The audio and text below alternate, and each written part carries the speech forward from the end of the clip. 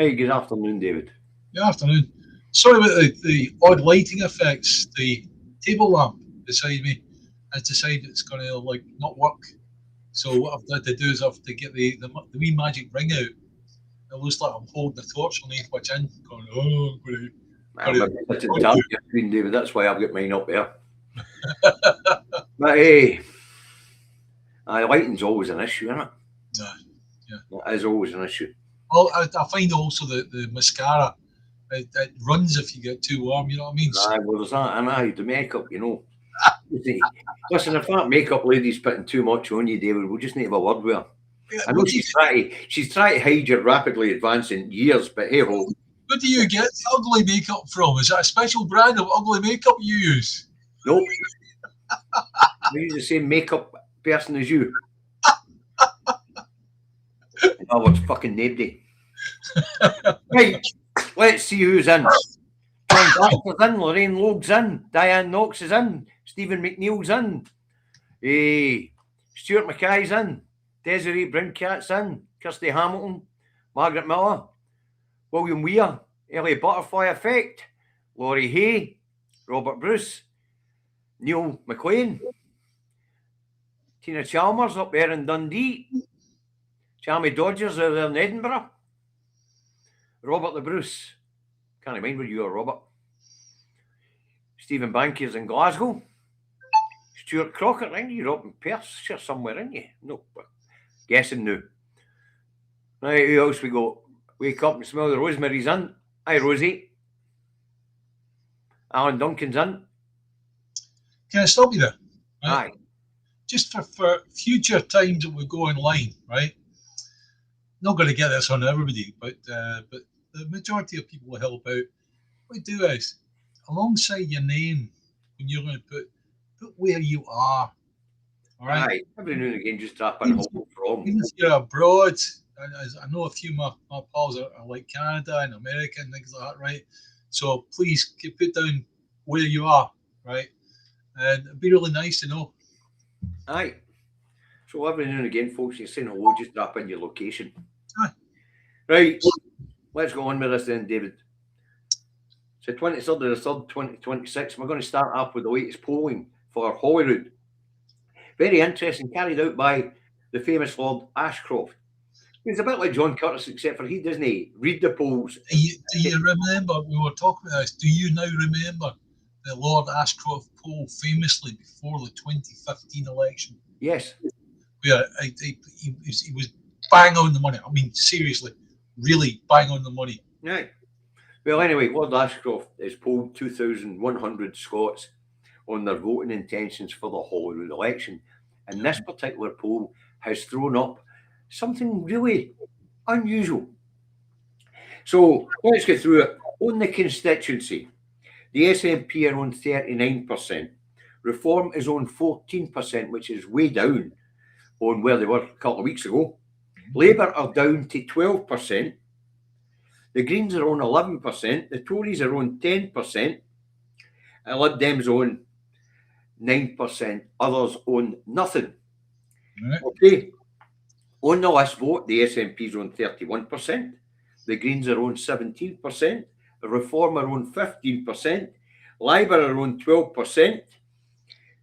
Tories are on 10% on the list as well as on the constituency. And the Dems are on 9%. So they're more or less the same on the constituency and the list as well. But it's the seat mate that comes for this particular poll which makes it really interesting, David. So, seat projection. SNP 65, a majority on its own right. That's the second poll to predict that. But guess who the official opposition is going to be in this particular poll, David? Well, it's not going to be Reform now, is it? No. Greens? Yes, 18 MSPs. Yeah. Reform owns 17 MSPs. Labour owns 13 MSPs. The Tories and the Dems are both on 8. That's quite a remarkable seat breakdown. Okay. Please, please, please, please. Where has the change come from? What's different this time? the Well, previous. the Reformers putting out that policy package they put out last week was going to put a lot of people off. Look, we know that the individual parties will do this and that, and it'll work for or against them, right? But in terms of the SNP, what's different this time to previous times? Well, if you want to go back to the last Scottish election, actually, it's way down on the vote. We had 47% of vote in the last election. But David, most importantly, there's a lot of different parties trying to split the vote, trying to get SNP voters to use their second vote elsewhere. Well, what's going to make a big difference here, of course, is the fact that there's now 4 unionist parties all vying for the same voters. That's right. And that'll split the unionist vote. Let's put it that way, right? Yeah, and it seems to be shown that the Greens have got, looking at the last vote, it would appear that a lot of people are going to split their votes between the SNP and the Greens to get the Greens where they are on that last vote. The only reason the Greens are doing well is because of the Green Party in England. A different party, but at the same time, they've managed to catch the wave coming off of that. There seem to be a lot of young ladies leaving the SNP apparently to join the Greens. But, as I say, the interesting thing is the seat break-up in this one. Yeah. If this poll was to come to pass, there would be an 18-plus majority there would be an 18-plus majority, because 65 just own the majority. An 18-plus majority for pro-independence parties. Now, the amount of pressure that's going to be put onto Westminster in the event that this poll comes to pass, David, when you think about it, is enormous. Because when we look at the same guy polling in Wales, it looks like Plaid's going to make it to the line down there. They might not even have to form a coalition. They might get enough LAs down there, or whatever they call them. Members of the Assembly, they call them down there, MAs. They might have enough to actually sit as either a majority or a minority party on their own. Yeah. But that's going to put an amazing amount of pressure on Westminster when you've got the Nationalists in power in Northern Ireland, the Nationalists in power in Wales, and a whopping Nationalist majority here in Scotland. Yeah. That is going to put an awful lot of pressure on. At the end of the day, it's like the UK is a spent force. It's a done it. It's no longer needed. It's no longer required. Even the people in England are starting to look at it and go, "No, we don't want this anymore." Well, one thing's for sure. If these predictions come to pass and we have that whopping majority in Scotland, we have Wales taken over by Nationalists and the Nationalists are in place, then it's going to be very difficult for Westminster to operate without the consent of these places. Well, the one thing that they get a lot of consent from is King Big Ears, and at the moment he's swimming as hard as he possibly can against the current.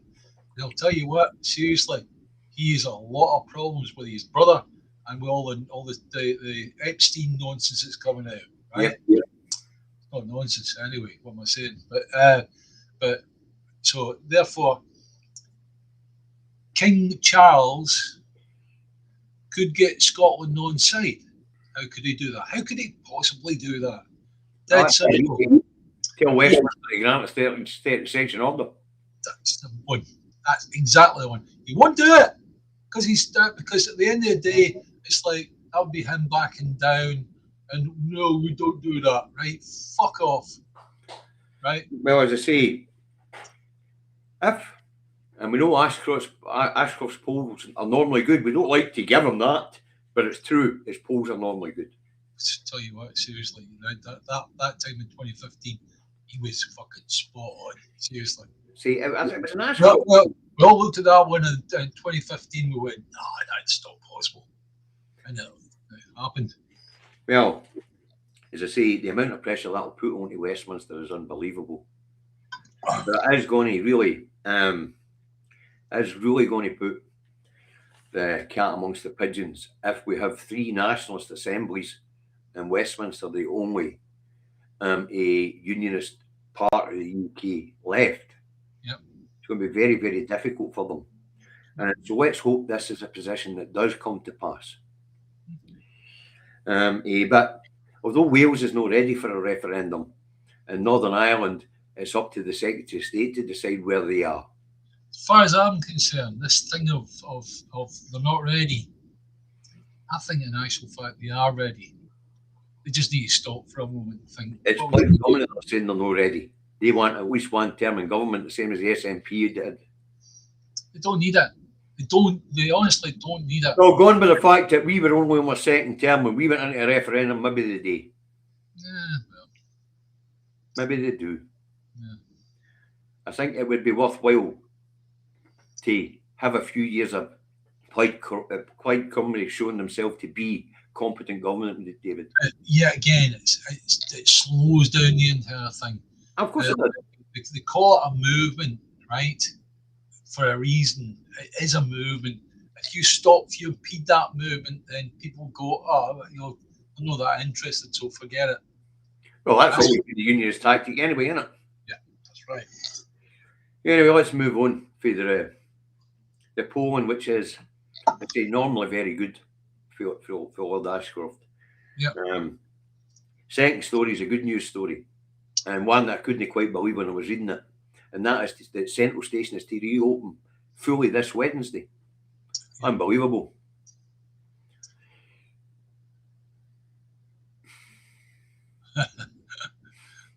Thank you, Kirsty. Thank you, and you're absolutely right. The disunited kingdom, of course it is. Yes, well said. What do you make of that, David? It's only a fortnight since that fire. I know, but at the same time, it depends on what damage has been done, and it just takes for structural engineers to go in and say, yeah, we've pulled down the bit that's unsafe, but the actual core of the building is fine. Well, we're going to assume that the back wall of the building's fine because that's a bit the Central Station's resting on. Correct. So we're going to have to assume that was fine. Yeah. But I mean, I thought that was amazing because I was expecting the station to stay shut until the building had been demolished. A structural engineer's got the ability to look at the number of newtons. Oh, I've no doubt the structural engineer's correct. And actually say, will it hold? Will it hold? Will it hold? Nah, yeah, there's no way it's going to come down. They can actually say it definitely, you know. Well, I know that. They'll carry about 20 million. They might be using the English hospital method of holding the building up, David. Maybe they're fucked in some big aggro props to hold it up. Well, it's like the simple way around is you make sure you get £20 million worth of professional indemnity. So if it all goes wrong, you don't take the hit. Your insurance company does. Well, apparently the bit that needed to come down yesterday, David. Yeah. Viper Scots just tell me. Yeah. Aye, well, I can't be everywhere at the same time, so I wouldn't have seen this. But apparently Glasgow Live, we're streaming it live. Someone to ask you, are you going to the march this weekend? Yes. So it's just Leslie and Katie are going. Are they?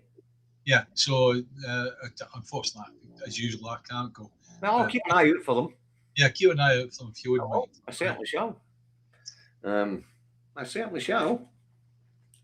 But no, as I say, I thought it was too quick. But Viper Scots tell me the bit they need to come down. Yep. And no doubt, if that back wall, the bit that the station was resting on, needed any support, they go to big aggro props, a la English hospital style engineering.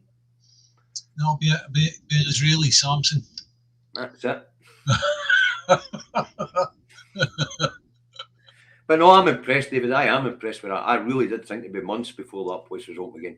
Just it's the luck of the draw, that one. It's seriously. Aye, and as I say, as it goes, that is a good news story. That is a major commuter hub. Yeah, BRM somebody said duct tape and super glue. If it works, it works. David, you and I are both engineers. Tell them what the first tool is we'll reach for. Oh, fucking big hammer. No, hammers for knocking things down. Duct tape for hard things like. Aye, duct tape and super glue for fixing, and hammers for knocking down. But most of the engineering jobs I did. Yeah, the march, by the way, the march is in Edinburgh, and I'm sure David will give you some details on that during the course of the programme. I'll tell you where to I'll tell you where to find it. www.believinscotland.com. Yeah, they're all going to Calton Sorry, Hill. believinscotland.scot. I was the last one that was at Calton Hill, a great big one.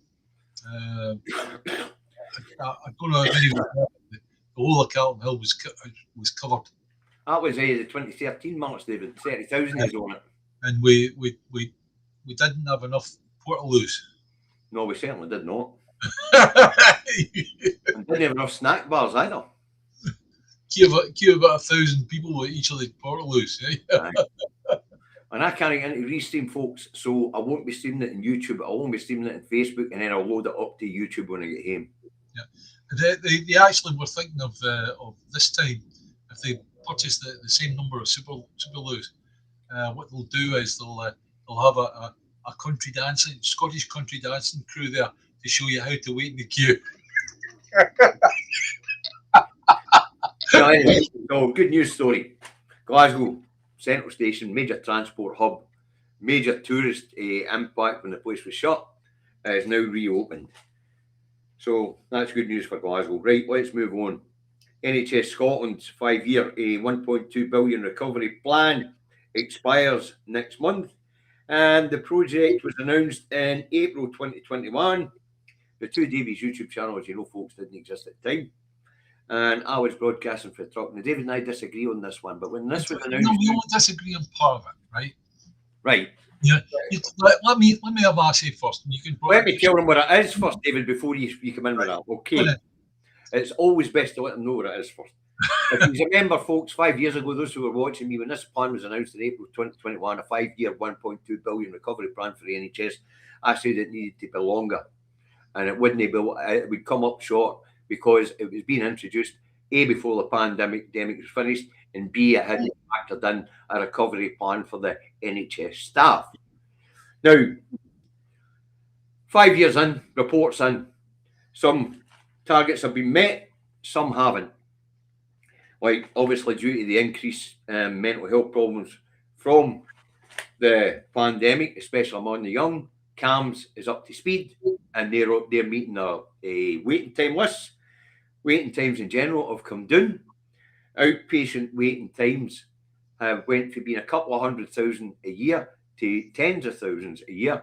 So, for example, 2 years ago, it was 150,000 waiting more than a year for an appointment. This year, it's only 58,000 waiting more than a year for an appointment. That's amazing piece of recovery.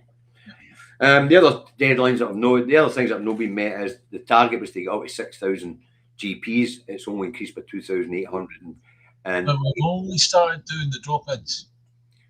I believe when the drop-ins kick in properly, you're going to see that John 20 at the moment is, instead of the doctor surgeries hiring doctors, John 20 is actually the Scottish government are hiring the doctors for these drop-ins the surgeries, right? Yeah. At the end of the day, it's what I said the other week there.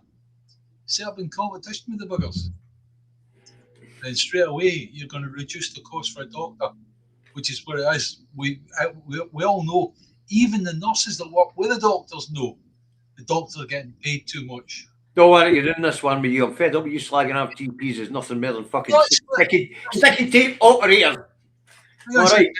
There's duct tape. Hang on, where's my fucking duct tape? Right. No, let's get back to this support, shall we? No, seriously, at the end of the day, the doctors are literally, they used to be pissed off at this. If a nurse gave an injection, the doctor's the one that got the good of that, got the money off of that. So at the end of the day, the deal that the doctors were no interested, David. I want to get back to the support. Yeah, but it was far, far too much. Haven't you beat up GPs you can date in your own time? The drop-in centre produces a competition within the industry, and therefore will reduce the cost of doctors. That's the end part. That's the end point. Well, this might well do that, David. I don't know. I'm here to talk about this support. Right. We've already had your opinion on doctors in this one. You're going to get an even bigger opinion about it. So anyway, as I say, certain targets have been met, and what it shows you is that real progress on this 5-year plan didn't happen to autumn 2023. Now, the reason being stated in the report by Public Health Scotland is the fact that there was no recovery time factored in for staff. Stressed out staff. And it was going to, and of course, the pandemic didn't really come to an end officially until the end of 2021. And they didn't really have a management strategy for the fucking thing going forward. So it's been in perpetual respiratory health crisis ever since. And that's where I disagree with the characterisation that the report produces, right? It takes all the population of the workforce within the NHS in Scotland and says, you're fucked up. All of you, you're fucked, right? And you haven't been given time to recover from that. Now, certain people would go, yeah, you're right, we haven't been given enough time.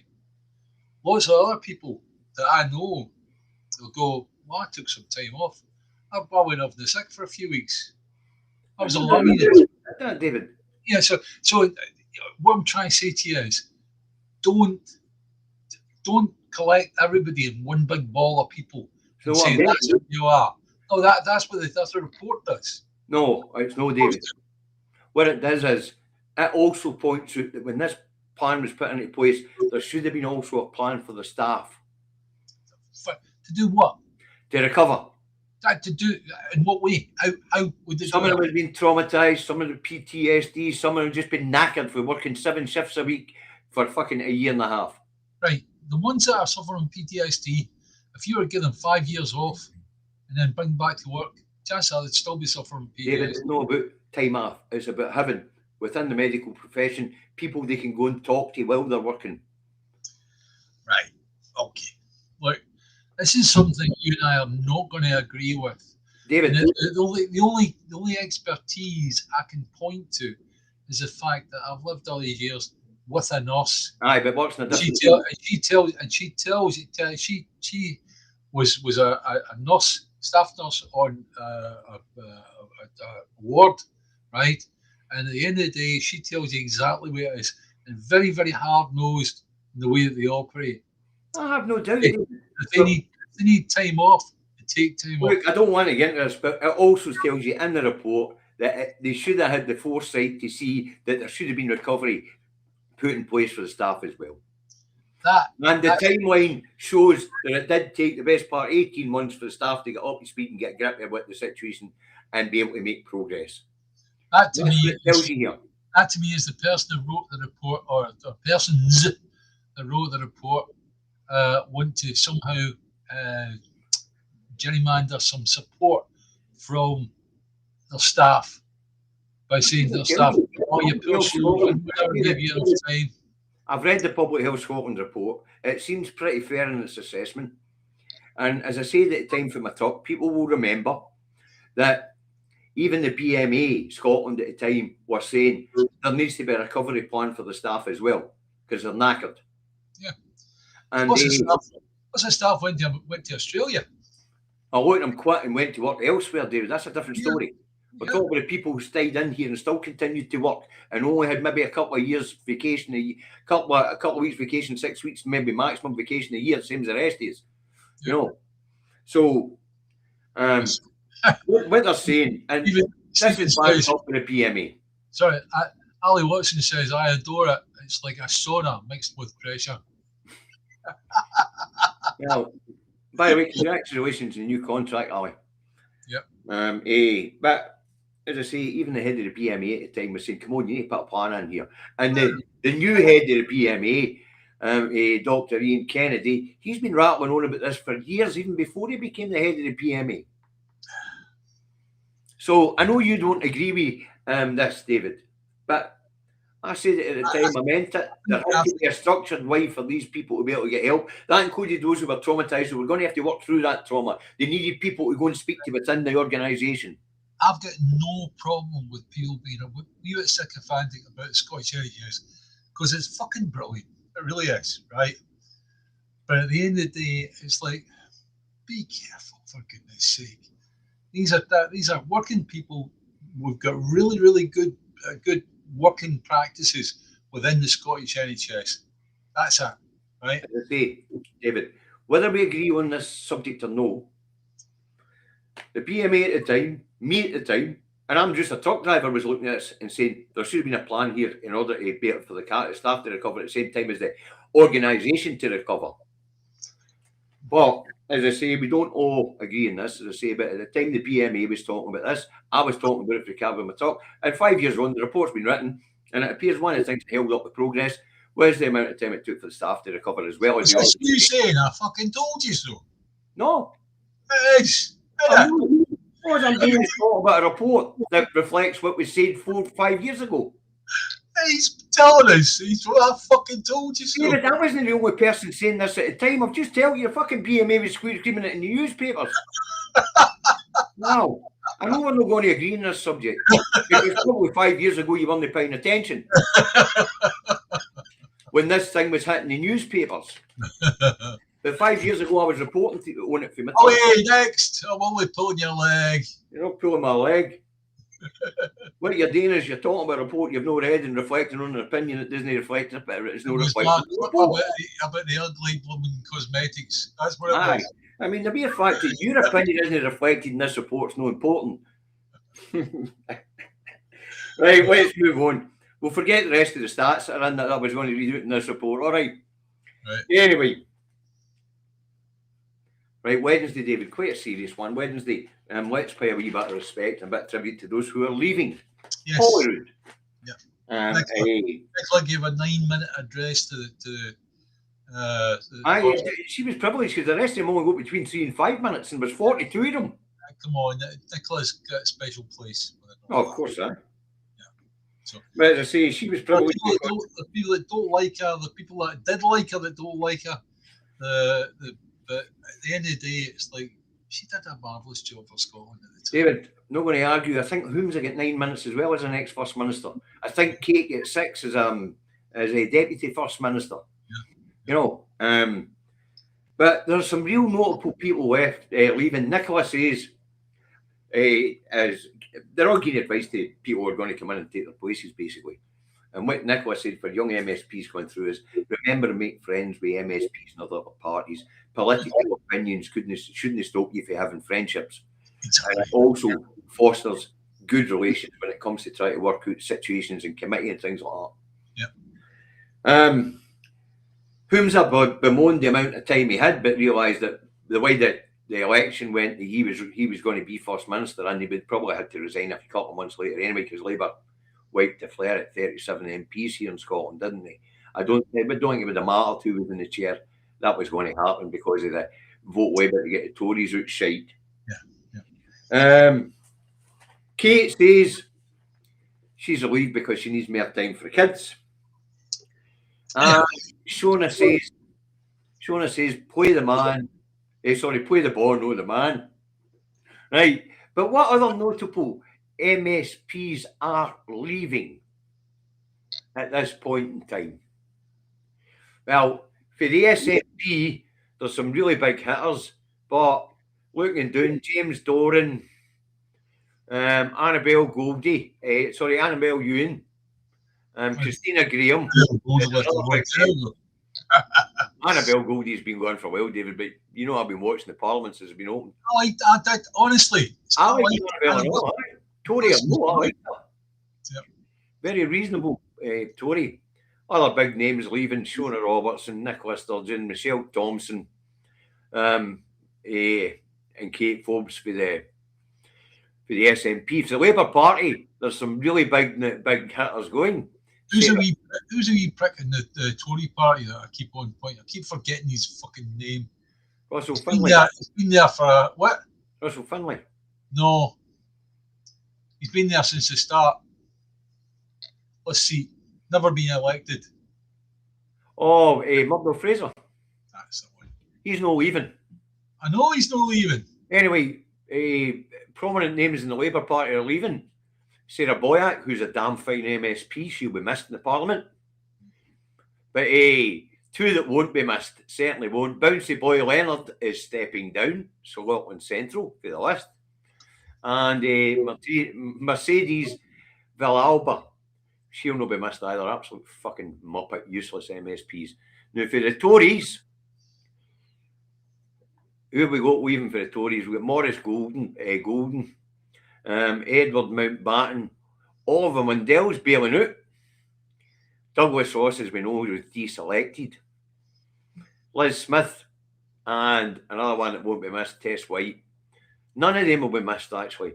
What was interesting about Douglas Ross and his departure speech, he said he enjoyed his time in Holyrood causing disruption and ruffling feathers. Yeah. Just admitted he was there no aid in the running of the country. He was there to disrupt it. An admission to make. We are people of Scotland. I wasn't here to try and progress your lives any further forward. I was there to disrupt it. Feeling somebody for disruption. Aye. And of course, that just leaves the Lib Dems. Who's leaving for the Lib Dems? Independents. The ones that have walked away from parties have been kicked out. Well, we know that Pam Duncan Glancy was suspended by the Labour Party because they're friends with paedophile pal. Yeah. John Mason. I don't know why he had the whip removed from him. And so that's the two independents. For the Scottish Greens, the presiding officer standing down. Yeah. Alison Johnson standing down. And for the Lib Dems, we have got Beatrice Wishart for the Shetland standing down. And that's going to give the SNP the best shot at that Shetland seat. Well, we'll see. The lassie that's been doing the campaigning for that neck of the woods, she seems awfully good. But we've had other people that have been campaigning the same in previous years, and yet again it comes back as Lib Dem. Aye, but what happens is some of these people, and I'm not being unkind here, I think it's true, some of these people sleepwalk to the polling station. As I say, David, it's got closer each election. Yeah. Well. I think the last election was down to a couple of hundred of a difference. Yeah. And they couldn't. So that's probably the best chance they're going to get at taking that seat. Please, but to be fair to all of these people, with the exception, don't sleepwalk to the polling station. Think where we want to be in a few years' time. And David, these people who are walking into that polling station up there in Shetlands, aren't they thinking like you and me? No. They voted not to independence up there. Yeah. You know, they don't think like us. No. In fact, if you remember correct, during the last campaign, they were even looking at the possibility of staying in the UK. Not all of them, right? No, not all of them, but majority of them. Yeah, all right.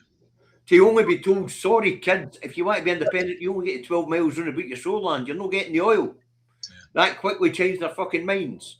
I know. Hey, you be careful because it's almost sound a bit Trumpish.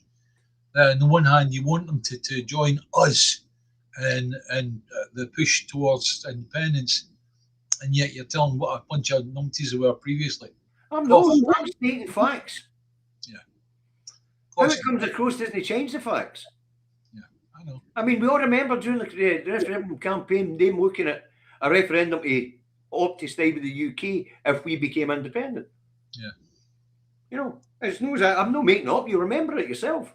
Anyway, if anybody from the Shetland is looking in, the Two Davies want you to join the rest of Scotland and vote SNP. That's that. Right. But as I say, what we have to remember is, with the exception of Douglas Ross and one or two others, the majority of those people leaving and giving their final speeches and weddings they passed did go into that parliament with the best of intentions. And the majority of them, I'd imagine most people that take up the chalice of politics and go, let's say, initially go in with great ideas of what they can do to help their constituents. And I think after a few years, they become a bit jaded. That's all. Stephen, I think we'll find Jackie Bailey back in the parliament after the next election. She's pretty well entrenched in David's area. Yeah. And But as I say, the majority of people would have went into that Parliament, and the whole point of this section was to thank the majority of them, with the exception of the few who were there to disrupt the Parliament rather than to progress public life here in Scotland, to wish them well in their futures. Well, but when you get down to wee Dougie Ross actually fucking stating that how he was there just to fucking disrupt the Parliament, that's a cracker. That is a cracker. So it is. Right, enough said. Can we move on? Onward and upward, as they say. Anyway, as I say, we want to thank the majority of the people for their service. Mm-hmm. Even idiots like Bouncy Boy Leonard. No. Sorry. Right, now we're talking about the cheapest places to buy a house in the UK. And two places in Scotland have made the short list. And that would be East Ayrshire and Cumnock. But David, do you want to use a top 10? Yeah, I've got here somewhere. There we are. There's it. I've got a list here, so there is it. Right. Number 1, Sheldon. I used to have an office in Sheldon. In actual fact, that's where Tony Blair came from. That's where his agent was. What's that? Bomb the bastard place off the face of the earth. Sheldon Northeast, right? Burn it down. That was £82,500. That is for a typical 3-bedroom house, right? So all of this is for a typical 3-bedroom house. So I'll give you the numbers, right? Peter Lee was Easington Colony. It was a really, really hard done to place after my year away, right? A typical 3-bedroom house, 98,750. Ferry Hill, yeah, again, you're just down the road a wee bit from doesn't matter where the location is, just gives a place in the name. Most of us will know where the places are, David. And Cumnock, as we saw, number 4. Yep. And Irvine, don't forget, Irvine's got Glaxo, and it's got a few of the major manufacturers there, right? But at the end of the day, it's like Irvine's number 5 on the list. Ferndale, Wales. I've been round about that area, and yet again, it's not bad. It's 113,000. Stanley in the northeast. Stanley, fuck's sake, right? Okay. Again, that's another place. But the 3-bedroom house, 114,450. Crook. It's badly named because it isn't crooked. It's actually quite a nice place. 118,100. These are all the northeast of England, aren't they? Wales, northeast of England. Egremont in the northwest of England is £139,000. But for that shite hole. And then Ashington in the northeast. I know fine well where it is, 130,000. I wouldn't give you 10 bob for a house in that shite hole. That was in pennies I gave you. 140. I was in pennies. £1.30. What's the house in Cumnock? In the day, it's like the Cumnock one's 113,600. Oh fuck! That's way overpriced for Cumnock. That's a shite hole and all. David, don't say things like that. These are places where people live. I know if your friends in Cumnock and family, they're going to be after fucking nut. That's why I say that. Just my phone's going to be red hot tonight. What you doing talking down Cumnock? places all round, right? So, at the end of the day, I live in a place called Clydebank. Clydebank's got there was dreadful parts of the housing estates, right? But there's some really nice parts as well. Aye. Yeah. As I say, the reason why I said that about Cumnock is I've got friends there and family, so I can expect my phone to be red hot tonight. It'll be funny. I haven't heard family were there for years. So an idea about it, right? Number 1, Sheldon, which is top of the list, right? Where a typical 3-bedroom house, 82,500, right? In actual fact, right round there is all the farms with the racehorses. They're minted. I mean, we're talking majorly. David, when you're talking about comparative prices, if you take the village I live in, the value of my flat's only about 75,000, 80,000. You know, that is pennies. It's the reason why I bought it. No, 75,000 pennies. Aye. I mean, I bought the place because it was the cheapest fucking chips. I didn't need something big and fancy.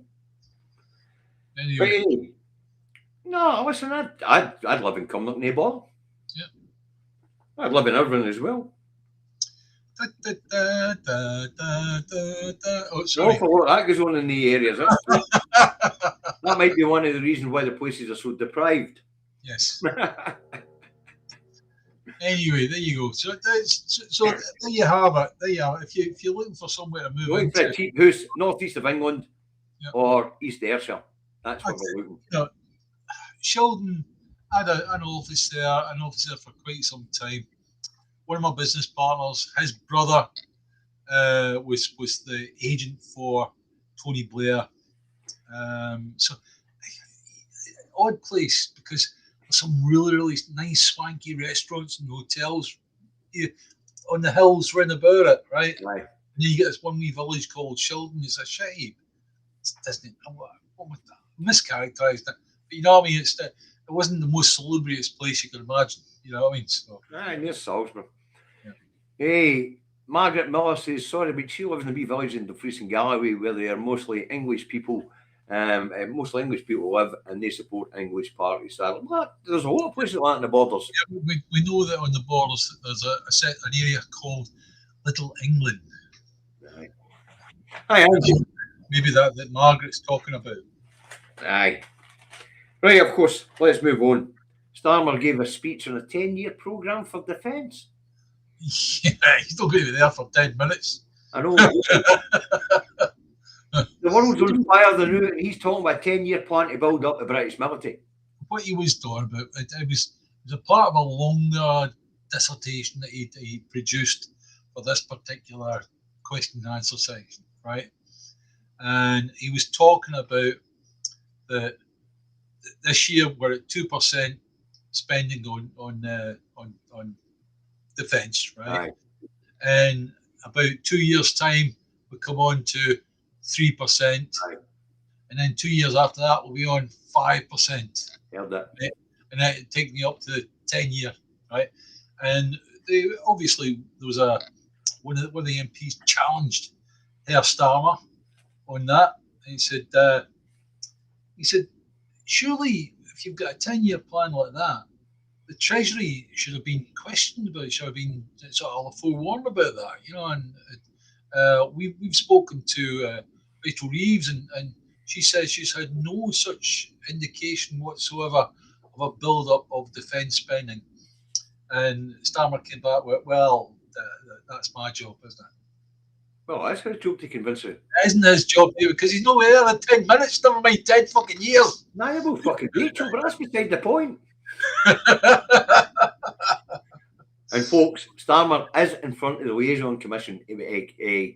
He might be finished now, but he was before we came on air, and he was telling the liaison committee not to expect an early finish to the conflict in Iran. Yeah, all right. Even if the war finishes tomorrow, it's going to take decades to get back to where we were a fortnight ago. I think we've got to start doing this. We've got to start looking at our politicians down in Westminster and seeing where their allegiance lies. Is it to the UK or is it to Israel? Well, because it seems to me that there is a lot of if you like, a lot of people that are still backing Israel. Aye. Which was interesting because a headline in the National this morning, David, I know you watched my programme, where they were talking about 1,726% rise in donations to Israeli charities who are expelling people or displacing people from their homes in the West Bank. Yes, that's right. So it would appear that there's a lot of Zionist people here in Scotland eyeing up future properties in the West Bank. Yeah, I know. Well, the nice thing about it is that there's a lot of building going on in Tel Aviv because they love to rebuild that place. That looks like Gaza now. I don't mean the people any harm, but at the end of the day, like David, you've got to look at it this way, right? The people that lived in Israel were polled on the actions in Gaza over and over again. and over again, the majority of those people said, "Get ahead, get it done." I know, it's sick. So you've got to look at this. It's happened to them. But I want to go back to what you tell the liaison commission, David, that Yeah. even if this war was to finish tomorrow, it's going to take over a decade or two to get back to where we were. I'm assuming that's going to be because of the mistrust that's going to be in the Middle East for the next wee while, and the flaring up of what's going to, which will continue to happen until. What I've been doing for the past day, while I'm waiting on this 48-hour rundown that clock that Trump's put on, it's you 40 hours to Yes, I really straight, or else you're toast, right? Or we're going to hit your power station. What I've been doing is I've been listening to real expert commenters commenting about the end of the petrodollar, the end of the USA, and they actually reckon that the dollar could, in a couple of years, hit zero. They would have to borrow currency. They have to talk to other countries about using their currency. That would not be good. They would need to peg themselves to something other than petrol and probably another currency. You hope to shoot themselves up. The dollar being a junk currency. Now, David, if we remember the history of how the UK lost its empire, we're actually seeing the same thing happening to America now. Yeah. Because, David, do you know how the UK lost its empire? Yeah, it was money. It was 1956 coal. 1956 coal from the Treasury in America were calling in your debt, unless, and that was how the transfer was done.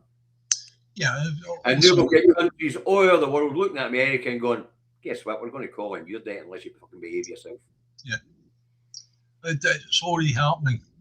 Yep. And what's happening is the strange thing is really happening is that Japan has got $1 trillion of American debt. Aye, as I say, Japan's in trouble financially, and the US are going to go and try and bolster the Japanese economy to try and help them, right?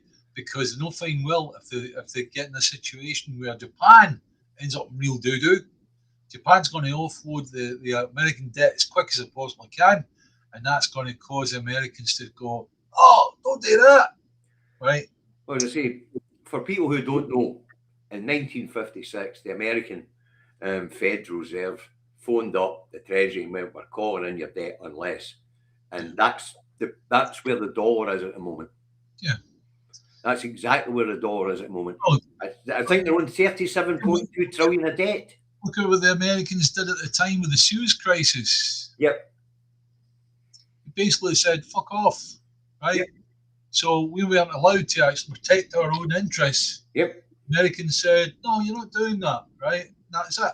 The 6-day war, that's when that phone call was made. Yeah. Yeah. That's when that phone call was made. Yeah. Just in case people didn't know that, folks. And that's where America's at. It's at the point where China, Japan, Europe pick up the phone. "We're going to ditch your debt unless you fuck off it and behave yourself." That's where we're at with the dollar. So it is. Right, Desiree, see you later. Enjoy your visit. Nice you drop by.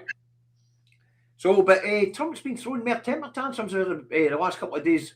Does he know? He's telling all the European leaders, "We don't need your fucking help." And 5 minutes later, picking up the phone individually to them all. "Can you help? Yes, I know. David, at the end of the day, it's like there's something wrong with the man. Aye.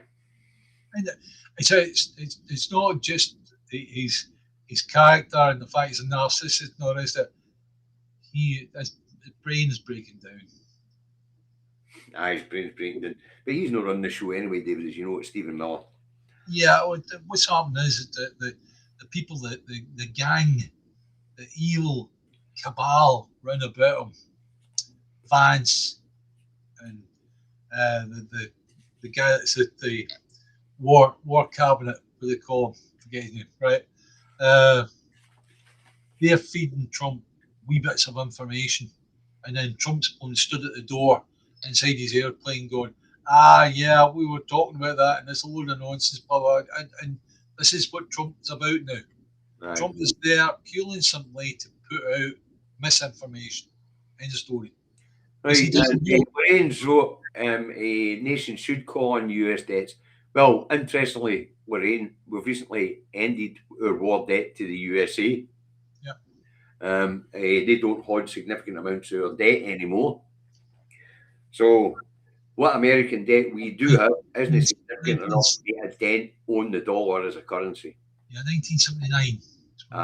Off paying off. No, 1997, David. 97. 97 was it? 1979. And at the moment we hold about 888 billion US dollars of American debt. Treasury. 58% of that is held by private individuals. Yes, it's held by private equity. But more importantly, David, the amount that the Treasury does hold as a reserve currency, if it was to be ditched, it wouldn't be enough to even impact the dollar. Well, it would need to be an orchestrated strike between the EU and the UK at the same time. It doesn't have to be an orchestrated strike. Basically, what happens is, you know, the old situation where a guy owes loads of ICI. Yeah, run on it, David. We do understand where you're going with it. I can put this out for them, not for you, right? The guy owns loads of ICI shares in the past, right? Okay, he walks into the share exchange, right, and says, sell ICI, gone for nothing, right? Everybody then sells ICI. You get a run on it, yes. And that's what happens. That's exactly what happens. So now we've got a situation where we're beginning to see the beginnings of the run on the US debt. Right, man. That US debt is called in. That's the moment the US is in real fucking doo-doo. What's the debt at? 37.9 trillion? 38.9. Well, it's a trillion between friends, fuck. I wish I had fucking dead mum out. But anyway, says the old cunt is minted. If you want to read up, if you actually want to read up on this, on my timeline, there's a blog of mine reference the US debt. You'll also see it on my official blog, which is A Wee Sovereign Scot. If you want to go in and look that up, it's in there. And it actually explains to you, and unfortunately, when you're writing about things like this, they are unfortunately long-winded. Of course they are. You all detail to get because it becomes like a textbook, right? Again. But I want to move on for Trump and Starmer and Iran for the last couple of items, and we've only got 7 minutes. There are two big issues that are problems for Starmer and his Labour cabinet at the moment. Mm-hmm. First one being, we're just coming up on an energy cap rise. And they reckon by the time we get the second energy cap rise this year, electricity prices went up by a further £332 per year. Yep. As opposed to coming down by 300. Yep. And the other big problem they've got is it looks like the Labour backbenchers might use parliamentary procedures to highlight the splits in the Labour Party on Mahmoud's immigration crackdown. Yeah. And now, what's the argument about the Mahmoud thing? The fact that she's extending it from 5 years to 10 years for people who have come here and have got own job visas and things like that to get what they call a right to remain status, a right to stay. And it becomes even longer for a refugee who's been given the right to who's been given asylum. Yeah. Permanent residency won't be granted to them until 15 years in. Now, just on that, you're on about the extra 300 odd quid for the energy cap, right? Starmer thought he was trying to get the people of Scotland on side by saying, "Oh, we won that vote for Norway. That's we're building that, and we've got one for Sweden that's come on board." You were telling me that it's just Norway. Yeah, and if Starmer thinks that that's a way to get around the people of Scotland, they'll be so fucking daft. Look at it this way, David. Type 2060, they can't produce enough for the UK Navy. How the fuck are they going to produce for Sweden and Norway? We haven't got that many. We've got most of our sailors are in the fucking nightclubs and HMS Drake down at Southampton. What kind of stuff? The problem is we've got 1 year building. The reason why these two countries are going to walk away from these contracts that they're flouting with, or they're flaunting with, is because when they get to reality of it, there's only 1 year building, and they don't have capacity to build for other people. Yeah. You know. So there you go. The bulk of US debt is owned by Asia, including dumps mates in China. I know. There's a fair bit of held in the Middle East and all. The thing I was on about the other day there, with reference, I don't know if we talked about this, helium production worldwide, because the Israeli targeting the gas field in Iran, right? Uh-huh. That was the one that's in the center of the Gulf. Yeah. Mm-hmm. They're attached to the other side, which is the Qatar gas field. That's right. Okay. Qatar produced 33.6% of all the helium in the world, right? And that means that if any are looking at this on your phone, consider this: your telephones use a lot of helium in the manufacture, right? MRIs use a shitload of helium, right? Who produces more helium than anywhere else? America. America produces 40%, but nobody will go to America to buy the helium from because it's a fuck up. It's a foobar. Fucked up beyond all recognition, right? So that's a tragedy for football fans and teenagers. And then that leaves the other helium producer is Putin in Russia. The majority of that helium comes from Siberia. And because he's sanctioned, he then goes to countries that are not sanctioned, such as China and wherever else. India is one place, right? And it's like most of the sanctions come from the EU and from the US with regard to Russia. So what a world we are going to inherit just in a wee short time. Ellie, thanks very much, folks. Hit the like button, will you? It costs you nothing. Tickle the like button if you're not subscribed, subscribe. But remember, folks, you always get an exclusive here on the Two Davies. And Davey has just made it clear there's a shortage of laughing gas. Laughing gas, not laughing gas. Helium isn't laughing gas. Is it? No. Nitrous oxide is not laughing gas, David. Is it? Your cat's at the back going, I knew that. Well, the dad was pulling your fucking chumper. Helium's the one that gives you the funny wee voice when you undo the balloon. That's the one. Aye. Yeah. That's the very one. I know. That's why I said teenagers and football fans. Because believe it or not, David, see the wee glass bottles of helium. Sorry, wee metal containers of helium. We got hundreds of them off the football buses because the fans use them. And he's suck on them and make daft fucking voices and that and get high off them. Yeah. So, I mean... It's going to become the most expensive gas in the world. So they may have squeaky voices, kids. And football fans, you're going to have to get another habit that's clean. Yeah. Well, not just that. We know that David goes through umpteen blooming cellular telephones. He's going to stop doing that because he's going to realise that the cellular telephones in future are going to be through the ceiling in terms of cost. I'm thinking about throwing it in the fucking bin anyway and just get back to the landline. That way I won't hear from any fucker. I'll get peace. You've heard the amount of times that phone goes off in one fucking programme. It gives you some picture of it, doesn't it? He's back to using a landline, right? And he wears ugly cosmetics to make him look uglier. Cheeky bastard.